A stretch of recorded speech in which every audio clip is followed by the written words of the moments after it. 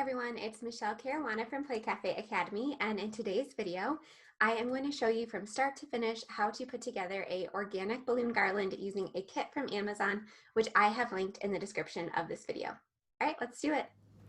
Alright, inside the kit there's pretty much everything you need. So there's different size balloons, there's the balloon tape, the decorating tape, and then there's a wire to hang it from. So this is an organic balloon garland, meaning that we're not using any poles or PVC pipes or anything like that. It's just going to be hung with string, with fishing line. So I'm gonna blow the balloons up by size. Let's get started. The first thing I did was blow up all of the balloons that came in the kit, size by size. I chose to purchase an electric balloon pump off of Amazon, which I link in the description of this video, and it saved me so much time. It only took me about 15 minutes to blow up all of the balloons from the kit. It was a little bit difficult to blow up the smallest size balloons using the electric pump. A lot of them overinflated and popped, so it would have been nice to have a small hand pump on hand for those smaller balloons. The next thing I did was hang the decorating tape between two chairs, and I started by placing the largest balloons first. And this made it really easy to then fill in the gaps between the larger balloons with the medium-sized balloons. And I chose to go color by color because it helped ensure that all of the colors would be evenly placed and there would be no obvious clusters. I did choose to purchase an extra bag of white balloons to fill in any gaps or holes in the organic garland. So at the end, I did choose to blow up a few extra balloons to kind of make it a little bit more full. Now when it came to hanging the garland, I chose to purchase command hooks, which were not included in the kit, just to make it a lot sturdier and make it a lot easier to hang the fishing line. And stick around until the end of this video to get all of my tips from hanging and all of the experience I had, because there was a lot. So once the balloon garland is hung, I then took the glue dots and the smallest size balloons and I hung all of the small balloons and the florals on. And you can do this up to 24 hours before your event. Alright, now that you've seen my balloon arch tutorial and you've seen everything in action, I have just 6 really quick tips that I wanted to give you to make your experience a lot better than mine. So from start to finish, this took me about 90 minutes. This is the second time I've done it. The first time I did it, it took like 4 hours because I didn't utilize these tips. So hopefully this will save you a lot of time and frustration.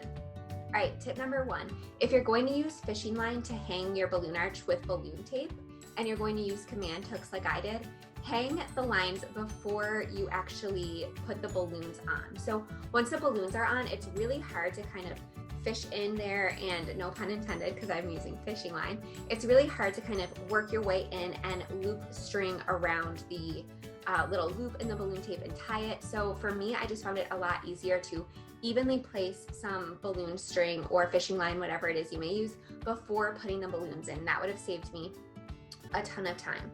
The second tip is definitely in the tutorial I showed you how to put the balloon tape in between two chairs.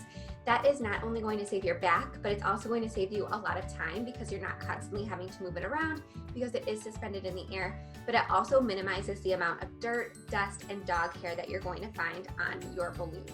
So I will say that if you don't vacuum or mop or anything before you start blowing up balloons, you're still gonna get dog hair and dust and debris on the balloon. So always start with a clean floor or a clean space, and then again, suspend the balloon tape in between two chairs. That worked really, really well for me.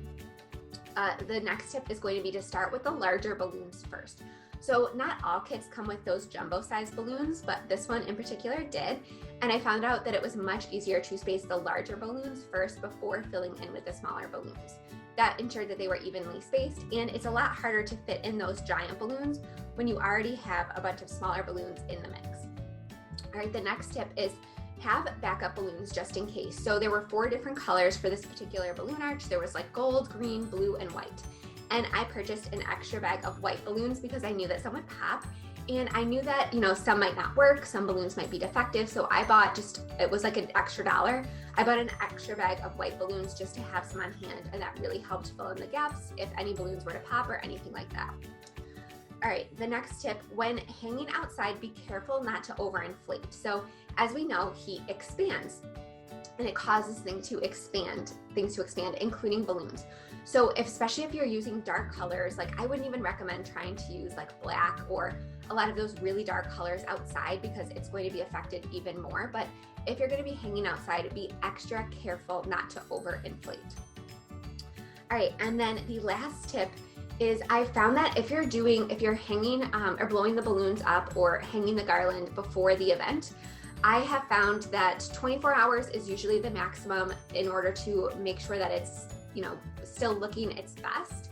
But I have found that the smaller balloons, like if your kit comes with those mini balloons that you tape on with glue dots, I found that those actually deflate the fastest. So what I did was before the event, I hung the balloon arch up, and then on the day of, the only thing I did was I glued those smaller balloons on with glue dots. I didn't inflate the smaller balloons until the day of the event. I have tried to do both, and usually I have to re-inflate the smaller balloons, which is just double work, and nobody wants to do that. All right, I hope those tips were really helpful, and I hope this entire tutorial helps you do your next organic balloon art with ease. Have a great day, guys.